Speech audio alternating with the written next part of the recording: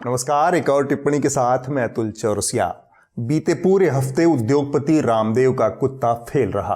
भांति भांति के उनके बयान सामने आए।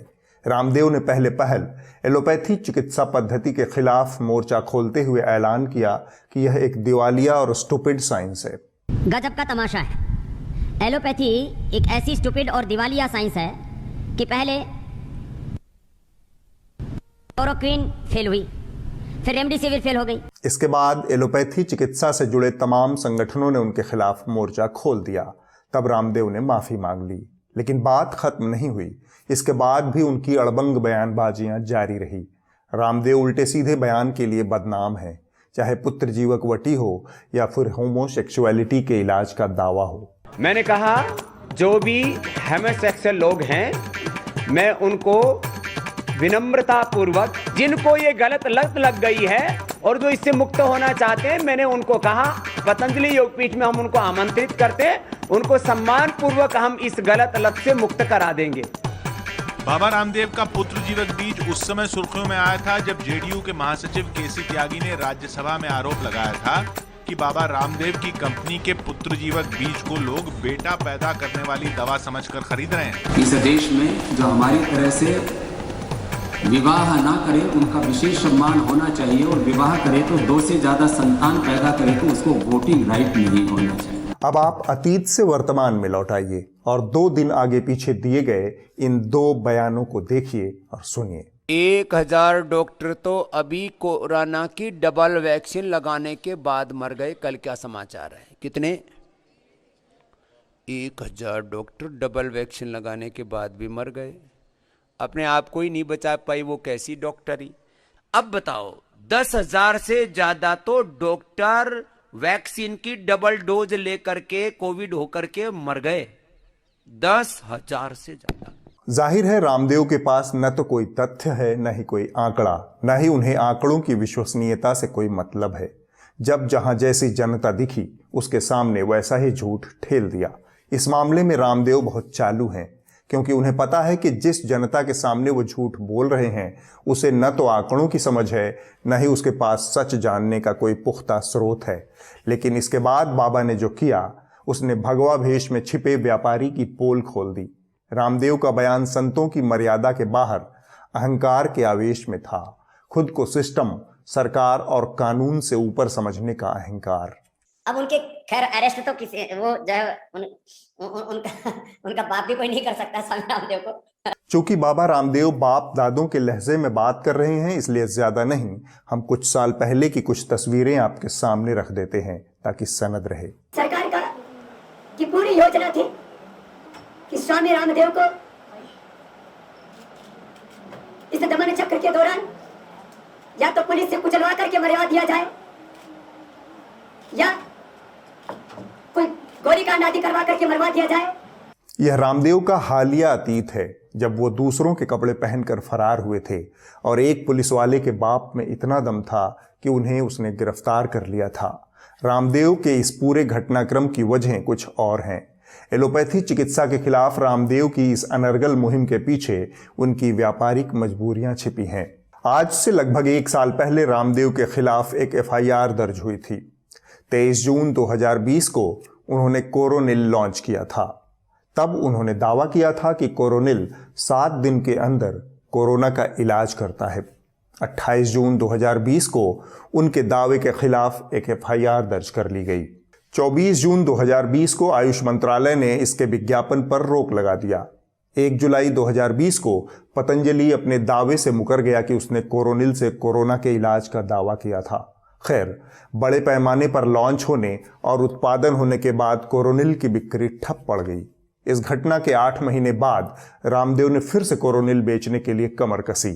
19 फरवरी 2021 को नए सिरे से बाबा ने कोरोनिल को लॉन्च किया। इस बार उनके साथ स्वास्थ्य मंत्री हर्षवर्धन और राजमार्ग मंत्री नितिन गडकरी भी मौजूद थे। पतंजलि ने दावा किया कि उसे आयुष मंत्रालय ने मान्यता दी है और WHO से भी प्रमाणित है।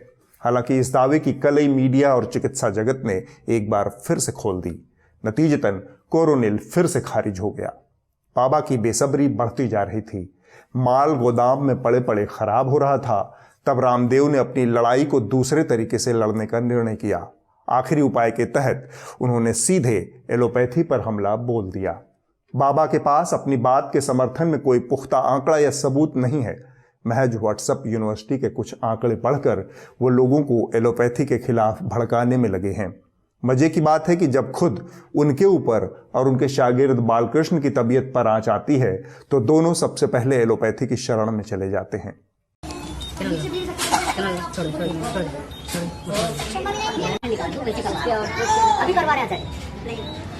Baba Ramdev was also administered glucose by the doctors, thus ending his fast. Doctors feared that Ramdev's health could deteriorate further if the blood pressure and pulse rate continue to slide. Ramdev के पीछे पीछे उनके खिलाए पिलाए media के दुमछल्ले भी ton ton करने लगे। लड़ाई बाबा रामदेव और एलोपैथी चिकित्सा के बीच थी, लेकिन रिपब्लिक भारत और उसके एंकराओं के दिमाग का जाला हिंदू मुसलमान में उलझ गया। उन्हें समझ में नहीं आ रहा है कि रामदेव की असल लड़ाई किससे है, लिहाजा उन्होंने अपनी कल्पना की तमाम वजहें उड़ेल दी। पहले ये सुनिए। एक योगा करने वाला भगवाधारी साधु योगी, दरअसल वो बहुत से लोगों को चुभता है कि आखिर योगी जो सिर्फ एक योग करता है, जिसके कपड़ों को लेकर भी लोग मजाक बनाते रहे, जिसने योग के जरिए पूरी दुनिया में नाम कमाया, इकलौता शख्स वो है रामदेव। क्या यही वजह है लोगों की नफरत करने की? रामदेव से नफरत की वजह नंबर 2 क्या हो सकती है? ये चीज लोगों को अखरती है कि आखिर बाबा रेंज रोवर से चल रहे हैं, बाबा गाड़ी से चल रहे हैं, एक साधु जो भगवा पहनता है वो गाड़ियों के काफिला लेकर और सिक्योरिटी के साथ चल रहा है। ये बात सबसे ज्यादा अखरती है भगवा से नफरत करने वालों को। और अब आप वजह नंबर 3 भी जान लीजिए। उन्हें बाबा रामदेव अच्छे नहीं लगते, उन्हें ये चीजें, बाबा रामदेव हेलीकॉप्टर में सवार है, ये देखिए, उन्हें ये जचता नहीं है कि एक भगवाधारी हेलीकॉप्टर में बैठकर उतर रहा है, एक भगवाधारी हवाई जहाज से चल रहा है। उनके हिसाब से तो भगवाधारी हमेशा उनके आगे हाथ फैलाए, वो ये मानते हैं और ये सोच रखते हैं। यही वजह है कि रामदेव पर सबसे ज्यादा टारगेट किया जा रहा है। इन चैनलों पर आप पूरी दुनिया की सैर करके वापस आ जाएंगे, लेकिन गारंटी है कि आप कभी भी ये नहीं जान पाएंगे कि रामदेव की बेसब्री की असल वजह क्या है। एक शब्द इन दिनों आप सब ने सुना होगा, वैक्सीन हेजिटेंसी, यानी कोरोना वैक्सीन के प्रति लोगों के मन में आशंकाएं हैं। भाजपा के तमाम शूरवीर प्रवक्ता हर मंच पर इसके लिए राहुल गांधी, अखिलेश यादव को जिम्मेदार ठहराते हैं, लेकिन रामदेव ने वैक्सीन को लेकर एक अलग ही रायता फैला दिया है। उनके मुताबिक योग और आयुर्वेद की डबल डोज लेने के चलते उन्हें वैक्सीन लेने की कोई जरूरत नहीं। तो क्यों न भारत सरकार इसे कोरोना से निपटने के आधिकारिक प्रोटोकॉल में शामिल कर लेती। वैसे भी कोरोनिल को कोरोना की दवाई बताने के लिए देश के स्वास्थ्य मंत्री आगे आते हैं। मैं खुलेआम घोषणा कर रहा हूं, पहली बार मैं वैक्सीन का प्रयोग नहीं करूंगा क्योंकि मुझे इसकी आवश्यकता कतई नहीं है और मैं कोरोना से संक्रमित भी नहीं होगा, यह अगली बात कह रहा हूं। और कोरोना के बाप से भी संक्रमित में नहीं हो, कितने ही इसके नया अवतार आ जाए। जाहिर है रामदेव का यह बयान लोगों के मन में वैक्सीन के प्रति बेमतलब की आशंकाओं को और बढ़ाएगा, लेकिन आप और हम कुछ नहीं कर सकते। देश के प्रधानमंत्री नरेंद्र मोदी स्वयं सीना फुलाकर वैक्सीन से जुड़े लापरवाह बयान देते हैं। उन्होंने इसी अप्रैल के महीने में दावा किया था कि देश ने बिना वैक्सीन के ही पहली वेव को मात दे दी थी। हमने लड़ाई जीती थी बिना वैक्सीन को, वैक्सीन आएगी कि नहीं आएगी वो भी भरोसा नहीं था। अगर नेता ऐसा होगा तो फिर जनता वैक्सीन को गंभीरता से कैसे लेगी। लिहाजा रामदेव के बयान पर सत्ताधारी दल के नेता चुप हैं। बाबा के इन बोल कुबोल की वजह बहुत सीधी है, यह वीडियो देखिए। ये जो कोरोनिल यहां पर रखी हुई है, भारत सरकार से दवा का लाइसेंस इसको मिला है। रामदेव बहस के इस कार्यक्रम में भी पूरी बेशर्मी से पतंजलि के उत्पादों को सजा कर बैठते हैं।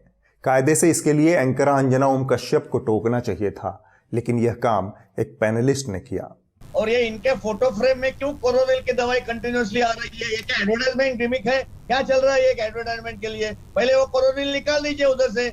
ये एंकराएं इतनी मूलभूत पत्रकारीय मूल्यों और मर्यादाओं का पालन क्यों नहीं कर पाते? हितों का इतना साफ साफ टकराव इन्हें क्यों नहीं दिखता?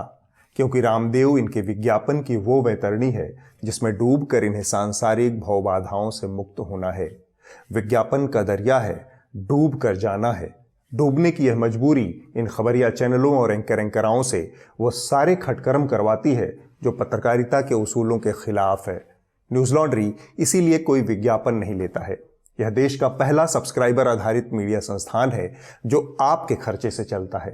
न्यूज़ लॉन्ड्री को सब्सक्राइब कीजिए और गर्व से कहिए, मेरे खर्च पर आज़ाद हैं खबरें। इंडिया टीवी वाले शर्मा जी जलेबी और इमरती छानने का कंपटीशन करते हैं, शब्दों की जलेबी और शब्दों की इमरती। मसलन जब गंगा नदी में लाशें तैरती हुई दिखी तब शर्मा जी को यकीन ही नहीं हुआ। कुछ दिन पहले जब मैंने गंगा में बहती लाशें देखी थी तो मेरे मन में भी ये सवाल आए थे, मुझे यकीन नहीं हुआ। अपना यकीन पुख्ता करने के लिए शर्मा जी ने घंटे भर के शो में आधे घंटे जाया कर दिए। इसके बाद उन्हें भरोसा हो गया कि यह तो 6 साल पहले भी ऐसे ही मर रहे थे। ऐसा ही दृश्य था, तो इस बार नया क्या हो गया? लेकिन हमारे यहां जिन अखबारों ने अभी खबरें छापी उनमें 6 साल पहले भी खबरें छपी थी। जो खबरें पहले छपी थी लगभग वही खबरें आज छपी हैं। वो खबरें भी एक जैसी हैं, हेडलाइन भी वैसी हैं, जगह भी वही है, उन्नाव और प्रयागराज। आमतौर पर शर्मा जी कान से गोला उठाते थे। इस बार उन्होंने आंखों से मिसाइल दाग दी है। उनके मुताबिक गंगा की रेती में और उसकी धारा में लाशों को निपटा देना सनातनी परंपरा रही है और परंपरा का पालन करने में किसी को शर्म कतई नहीं आनी चाहिए। तब वो लिखते थे कि भारत के लोग इनसेंसिटिव हैं, पिछड़े हुए हैं। लेकिन मैं आपको सिर्फ इतना कहना चाहता हूं कि हमारे लोग न तो इनसेंसिटिव हैं, न कमजोर हैं, न पिछड़े हैं। कुछ परंपराएं हैं, कुछ मान्यताएं हैं और लोग उन पर चलते हैं, और परंपराओं और मान्यताओं पर चलना कोई अपराध नहीं है। खबर है कि यह मिसाइल दागने के बाद शर्मा जी अपने सभी स्पर्धियों से बहुत आगे निकल गए हैं। जानकार बताते हैं कि फिलहाल एवगन देवगन, ओस्वामी गोस्वामी, चौरसिया फौरसिया, औधरी चौधरी, अश्यप कश्यप सब मुंह ताकते रहे और शर्मा जी योगी जी की पसंदीदा एंकरों की लिस्ट में सबसे ऊपर पहुंच गए। ये तो हुई शर्मा जी की जलेबी। अब बात करते हैं उनकी इमरती की।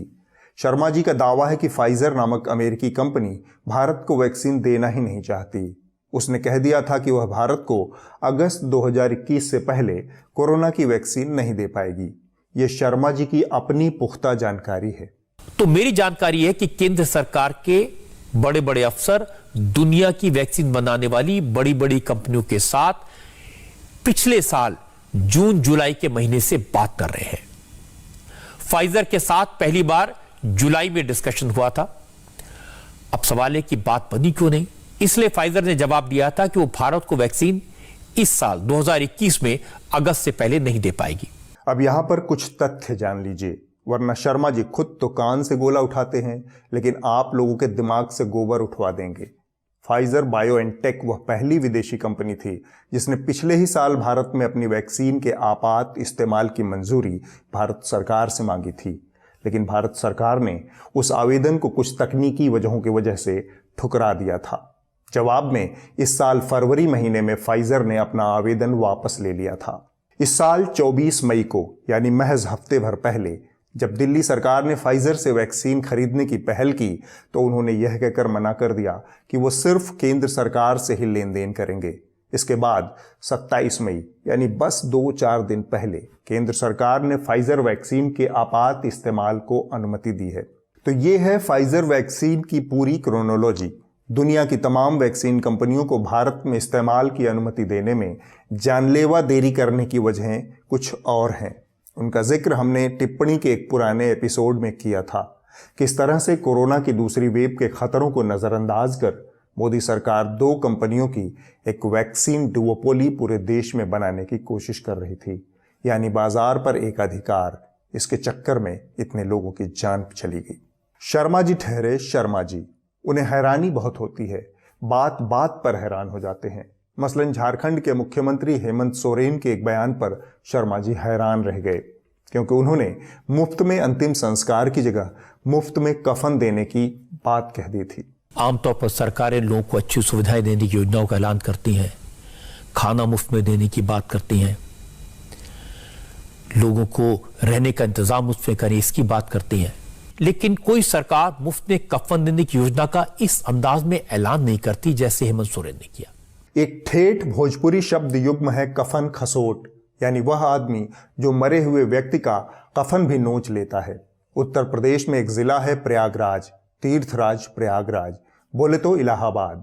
यहाँ सनातनी जनता पाप धोने, पितरों से उऋण होने के लिए आती है, लेकिन यहाँ का शासन प्रशासन कफन खसोटी में लीन है। गंगा के किनारे बड़ी संख्या में दफन किए गए लोगों की तस्वीर वायरल हो रही है। योगी सरकार के निर्देश पर प्रयागराज का प्रशासन शब्दशः कफन खसोटी में लगा हुआ है। उन मुर्दों का कफन खींच ले जाने के लिए यहां बाकायदा लोगों की ड्यूटी लगाई गई है। अब नदी किनारे रेत में दफन इन कब्रों से चादर हटाने की तस्वीरें सामने आई हैं। पुलिस की मौजूदगी में ये चादरें हटाई जा रही हैं। कई लोगों का कहना है कि ऐसा शवों की गिनती छुपाने के लिए किया जा रहा है। हालांकि प्रशासन इसके पीछे तर्क दे रहा है कि शव निकल आए थे जिन्हें ठीक से दफनाने के लिए ऐसा किया गया है। इसका मकसद यह है कि हवाई फोटो में आसमान से दिख रही रामनामी में लिपटी लाशें दिखनी बंद हो जाएं। इस कफन खसोटी पर शर्मा जी को कोई हैरानी नहीं होती, क्योंकि यह तो उनके मुताबिक परंपरा है और परंपरा में शर्म कैसी। और परंपराओं और मान्यताओं पर चलना कोई अपराध नहीं है। चूंकि योगी जी के उत्तर प्रदेश की बात चली है तो एक छोटी सी कहानी सुनाता चलता हूं। गांव में 10वीं बोर्ड के छात्रों का रिजल्ट आया था। सारे लड़के पास हो गए थे, एक लड़का फेल हो गया था। गांव के कुछ लोग उस लड़के के पिता के पास पहुंचे, सांत्वना भरे शब्दों में पूछा, सुना आपका लड़का 10वीं फेल हो गया। लड़के के बाप ने जवाब में हमलावर रुख अपनाया। उसने अंग्रेजी की एक कहावत पढ़ रखी थी, ऑफेंस इज बेस्ट डिफेंस। उसने कहा, तुमको ज्यादा पता है फेल और पास? कहाँ फेल हुआ है, बस थोड़ा सा नंबर कमाए हैं, अगले साल पूरा हो जाएगा, फेल कतई नहीं हुआ है। गांव वालों ने ताड़ लिया, यह तो नाराज हो रहा है। सो उन्होंने योजनाबद्ध तरीके से लड़के के बाप से मौज लेना शुरू कर दिया। हर आधे घंटे में गांव का कोई आदमी जाता और उनसे पूछता, सुने हैं आपका लड़का फेल हो गया। दिन बीतते बीतते यह नौबत आ गई कि लड़के का बाप लोगों को पत्थर मारने लगा, गाली देने लगा और चिल्ला चिल्ला कर कहने लगा, हमारा लड़का फेल नहीं हुआ है। कहानी की सीख ये है कि योगी आदित्यनाथ लड़के के उसी बाप की तरह हैं। उनसे कहा गया कि अस्पतालों में ऑक्सीजन नहीं है, वो 3 दिन तक लगातार बयान देते रहे कि ऑक्सीजन की कोई कमी ही नहीं है। न बेड्स की कमी है, न ऑक्सीजन की कमी है, न रेमडेसिविर की कमी या किसी अन्य जीवन रक्षक दवा की भी कमी नहीं है। 3 साल पहले जब गोरखपुर मेडिकल कॉलेज में बड़ी संख्या में बच्चों की मौत ऑक्सीजन की कमी से हुई थी, तब भी योगी ने 2 चमत्कारिक काम किए थे। पहला तो उन्होंने मामले की जांच के आदेश दिए और लगे हाथ जांच की रिपोर्ट आए बिना ही यह ऐलान भी कर दिया कि अस्पताल में ऑक्सीजन की कमी से कोई मौत हुई ही नहीं। जिसने ऑक्सीजन की कमी की बात कही, उस डॉक्टर कफील को जेल भेज दिया गया। बिल्कुल उसी तरह कोरोना की दूसरी लहर में जिन लोगों ने ऑक्सीजन की कमी की गुहार लगाई, उनके ऊपर योगी जी ने रासुका का पत्थर खींच खींच कर मारना शुरू कर दिया। कहानी की सीख क्या है? मोरल ऑफ द स्टोरी ये है कि अपनी गलती किसी कीमत पर मानना नहीं है। लाश दिखे तो कफन खसोट लो, ऑक्सीजन मांगे तो रासुका ठोंक दो, CAA NRC का विरोध करे तो संपत्ति कुर्की कर दो। मानो मत, किसी कीमत पर मत मानो। राम राज्य इसी तरह से आता है, और अगर राम राज्य में कोई कसर बाकी रह जाए तो उसके लिए हमारे घोघा बसंत मीडिया है, गधा पचीसी करने वाले एंकर आए हैं, हेडलाइन मैनेज करने वाला अखबार है।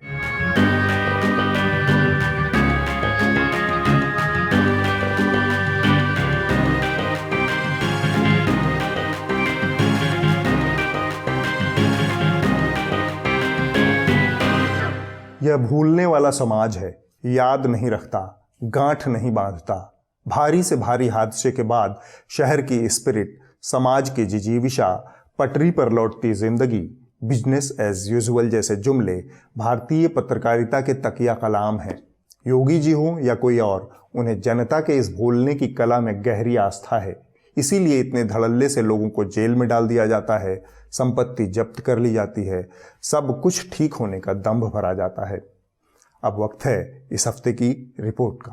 जो कही जा रही थी बातें कि अंदर में भी सोशल डिस्टेंसिंग का ख्याल रखा जाएगा। ट्रेनें तो खुल दी हैं, लेकिन कैसे station thousands of the migrants workers in different groups walking। इस हफ्ते कोई खास रिपोर्ट नहीं बल्कि एक कार्यक्रम का जिक्र करना चाहता हूँ। NDTV इंडिया पर प्राइम टाइम में रवीश कुमार का एक शो है।